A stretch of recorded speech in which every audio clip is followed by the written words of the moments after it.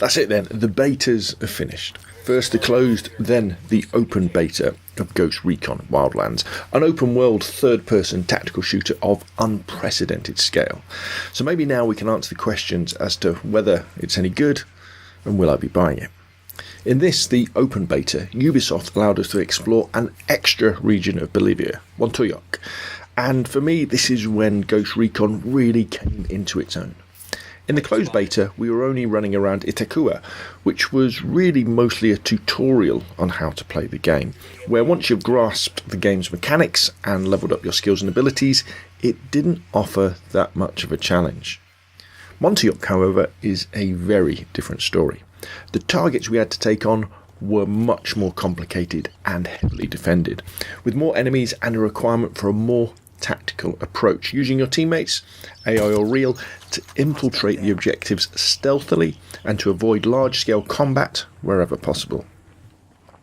In Montuyoc, the enemy bases had alarms, which when triggered by the AI called attacked helicopters in, they hit you with mortar strikes or dozens and dozens of extra enemy soldiers. So an all-out assault rarely worked and mostly led to a quick death, respawn, and then you had to try again.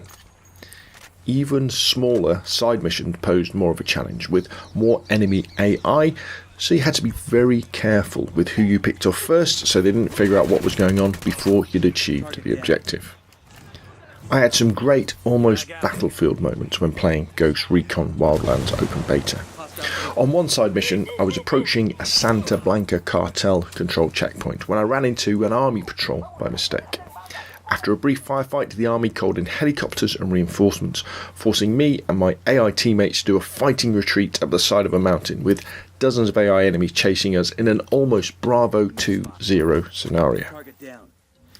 I played the open beta solo and with friends, so I think it's important to say that Ghost Recon is an excellent solo game, especially now we've had a crack at the harder missions. You really need to use your drone and AI teammates to scout areas, to perform sync shots, and to work together in a way that you didn't have to in the closed beta. So ignore those people who say that Ghost Recon will only be good if you're playing with friends. I think that when you're playing solo, it is just as intense and just as much fun. Down to brass tacks. What do I think of Ghost Recon and will I be buying it? You'll have already surmised that I like the game. I'm a big fan of The Division, and although Ghost Recon plays differently, I enjoy these open world games based on real world places with real world guns. I enjoy the quiet exploratory sections of the game when you're moving from one position to the other by helicopter, car or motorbike. I love the sniping and the gunplay, and I think the teamwork necessary to take down the targets in the harder missions adds so much to the game. The answer is, I've already pre-ordered the game. I can see myself putting many hours into Ghost Recon Wildlands over the next year, just like I have with The Division. I probably won't be mainlining it, however. What I'll be doing is playing it for, say, an hour or 45 minutes at a time, not like on these massive sessions I do for Battlefield or Sniper Elite.